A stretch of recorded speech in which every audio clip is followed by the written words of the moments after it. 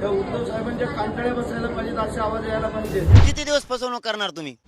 मराठा समाजाला नोकरीत आणि शिक्षणात 10% आरक्षण देण्याचा अध्यादेश सरकारने काढलाय.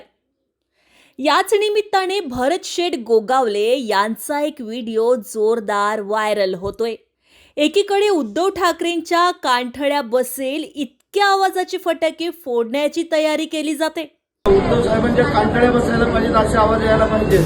तर दुसरीकडे आरक्षणासाठी उग्र आंदोलनाची तयारी होते. दुसऱ्याच मागणीसाठी विशेष अधिवेशन बोलवलं आणि तिसरीच मागणी घेतली आणि अधिवेशन यासाठी बोलवलं म्हणून सांगता, हे चालणार नाही. एकीकडे मुख्यमंत्र्यांनी शपथ पूर्ण केली म्हणून गुलाल उधळला जातोय, पेढे वाटा. तर दुसरीकडे आमची मूळ मागणीच पूर्ण झाली नाही म्हणून आक्रोश केला जातोय. किती दिवस फसवणूक करणार तुम्ही? तुम्ही आधी सूचना काढली आणि आता तिची अंमलबजावणी नाही करणार. सगळा सावळा गोंधळ मराठा आरक्षणाच्या अध्यादेशावरून झाला आहे. पेढे वाटले गेले पाहिजेत, साहेबांना दाखवायला फोटोही आले पाहिजेत, ही जल्लोषाची तयारी केली आमदार भरत गोगावलेंनी. तर दुसरीकडे सरकारने दिलेला आरक्षण आम्हाला मान्यच नाही म्हणून मनोज जरांगे पाटलांनी उग्र आंदोलन करण्याचा सरकारला इशारा दिला आहे. म्हणून जरांगे पाटील आरक्षणावर काय बोलले ते ऐकण्यापूर्वी पहिल्यांदा भरत शेठ गोगावलेंच्या जल्लोषाची तयारी जरूरच ऐका. ठीक ना, 10,000च्या 2 मला करायला पाहिजे. त्या उद्धव साहेबांच्या कांटाळ्या बसायला पाहिजेत, असे आवाज यायला पाहिजे. आणि हे बघ, त्याला आठवण लाव. सगळे चंद्रकांत तुम्ही सगळे ताबडतोब सगळ्या मराठ्यांना बोलवतो. खरे मराठी असेल तर तिथं जमा, जो मराठा नसेल तो येणार नाही, सांगून टाक सगळ्यांना. मग ठीक आहे, मग तुम्ही सगळ्यांना बोलव.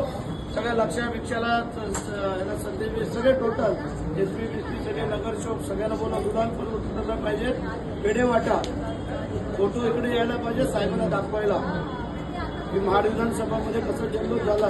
खालापूरची तयारी केली त्यांनी.